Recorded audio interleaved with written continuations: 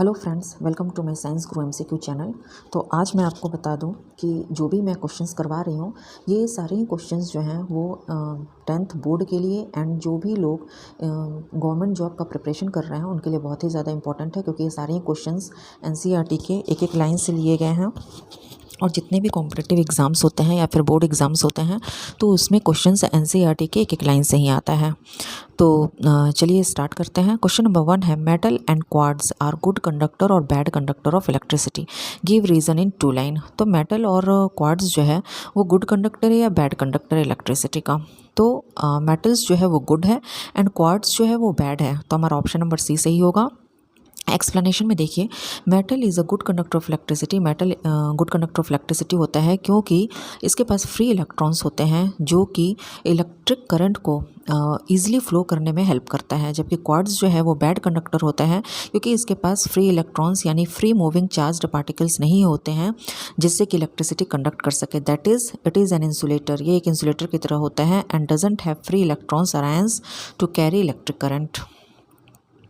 Question number 2 देखते हैं, what are the number of electrons present in 1 coulomb of charge. 1 coulomb of charge में कितने number of electrons होते हैं? तो हमारा आंसर होगा 6.24 इंटू 10 टू द पावर 18। सबसे पहले हम एक्सप्लेनेशन देखते हैं। तो हर एक इलेक्ट्रॉन के पास जो चार्ज होता है वो 1.6 into 10 to the power -19 coulomb होता है। तो many electrons are needed to, और हमें पता है बहुत सारे इलेक्ट्रॉन्स चाहिए 1 कूलम बनाने के लिए। तो जो हमारा फॉर्मूला है Q = NE, वो हमको हेल्प करेगा चार्ज को निकालने के लिए। तो Q का मतलब क्या हो गया? Total charge in Coulomb's. n क्या है? तो n is the number of electrons and E is the charge of 1 electron. अगर हमें 1 कूलम में कितने नंबर ऑफ इलेक्ट्रॉन्स है ये फाइंड आउट करना है तो n का वैल्यू निकालना होगा। तो n इज इक्वल टू क्या हो जाएगा? अगर Q = NE है तो n is equal to Q/E हो जाएगा। फिर हम वैल्यू पुट करेंगे तो हमारा आंसर आएगा 6.24 इंटू 10 टू द पावर 18। तो about 6.24 into 10 to the power 18 electrons make up 1 coulomb of charge.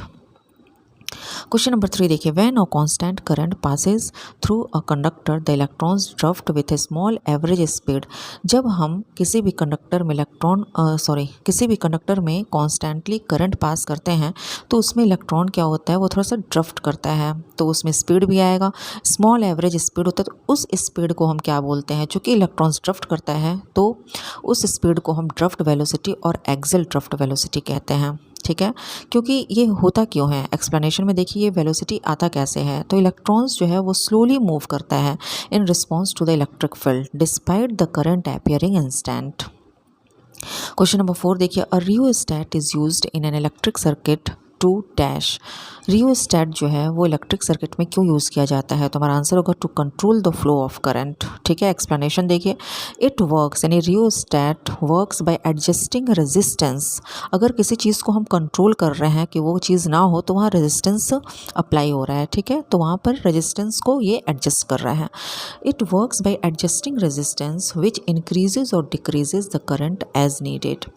Question number 5 है, what is the value of electrical resistivity for nichrome. Nichrome का जो इलेक्ट्रिकल रेजिस्टिविटी है उसका वैल्यू क्या है? तो हमारा आंसर हो जाएगा to 150 10 8 ohm metre. Question number 6 देखिए, which of the following statement about the heat generated in a resistor is not correct. हमारे पास 4 स्टेटमेंट है, इसमें से कौन सा करेक्ट है?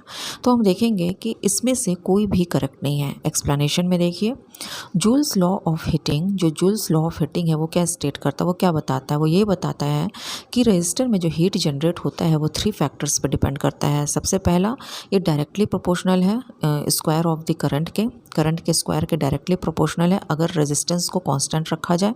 फिर डायरेक्टली प्रोपोर्शनल है रेजिस्टेंस के अगर करंट को कांस्टेंट रखा जाए, एंड डायरेक्टली प्रोपोर्शनल है टाइम के to the time the current flows. तो फॉर्मूला हमारा क्या हो जाएगा? H = I² RT।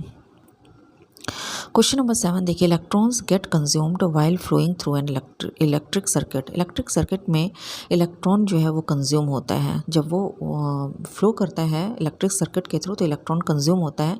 तो ये स्टेटमेंट जो है वो ट्रू है या फॉल्स है? तो हमारा आंसर क्या होगा? फॉल्स है। एक्सप्लेनेशन में देखिए, इलेक्ट्रॉन्स जो है वो इलेक्ट्रिक सर्किट में कंज्यूम नहीं होता, ये सिंपली फ्लो करता है सर्किट के थ्रू और वापस आता है और act as carriers of electric current without being used up. ये यूज्ड अप नहीं होता है, बस इलेक्ट्रिक करंट के एज ए कैरियर के रूप में ये वर्क करता है। तो हमारा ये स्टेटमेंट जो है वो फॉल्स होगा। तो क्वेश्चन नंबर 8 देखिए, what rating of fuse is suitable for a 1 kilowatt electric iron working at 220 volts. तो हमारा आंसर होगा 5 एम्पियर। एक्सप्लेनेशन में देखते हैं इसको हम कैलकुलेट कैसे करेंगे। कैलकुलेट करने के लिए हम जो फॉर्मूला यूज़ करेंगे वो होगा I is equal to P Y V. तो यहाँ पर हम फॉर्मूला यूज़ करेंगे I is equal to P Y V, ठीक है। तो जब हम I is equal to P Y V use करेंगे तो हमारा जो करंट का जो वैल्यू आएगा वो कितना आएगा, हमारा I इक्वल टू क्या हो जाएगा, P की जगह पर 1 किलोवाट एंड V की जगह पर 220। तो इसको जब आपस में डिवाइड करेंगे तो अप्रॉक्स 4.55 A करंट आएगा एम्पियर। Okay, 4.55 ampere current. तो 4.55 एम्पियर करने के एम्पियर करंट के लिए हमें एटलीस्ट 5 एम्पियर फ्यूज़ को यूज़ करना पड़ेगा फॉर सेफ्टी पर्पस, ठीक है। तो यहाँ पे करेक्ट आंसर होगा 5 एम्पियर फ्यूज़।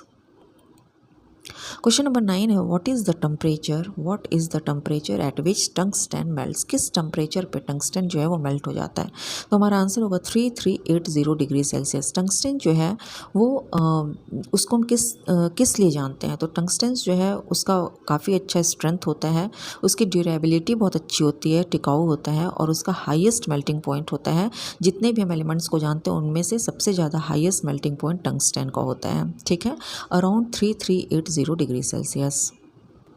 क्वेश्चन नंबर 10 है, what is the direction of electric current in an electric circuit. Electric circuit में इलेक्ट्रिक करंट का डायरेक्शन क्या होता है। तो हमारा आंसर होगा वो पॉजिटिव एंड से स्टार्ट होता है और नेगेटिव एंड की तरफ मूव करता है। एक्सप्लेनेशन में देखिए, किसी भी इलेक्ट्रिक सर्किट में जो इलेक्ट्रिक करंट का डायरेक्शन है वो पॉजिटिव टर्मिनल से नेगेटिव टर्मिनल जाता है। इसको हम कन्वेंशनल करंट डायरेक्शन कहते हैं। Even though electrons actually flow in the opposite direction, अगर इलेक्ट्रॉन अपोजिट डायरेक्शन में भी फ्लो कर रहा है तो भी इलेक्ट्रिक करंट हमेशा पॉजिटिव से नेगेटिव जाएगा, क्योंकि यहाँ पे कन्वेंशनल करंट डायरेक्शन जो है वो यूज़ हो रहा है। तो अगर आपको मेरा ये वीडियो पसंद आया हो तो please like and subscribe my channel. आगे भी मैं इसी तरह के इम्पोर्टेंट क्वेश्चंस MCQ NCERT के लेकर आऊँगी।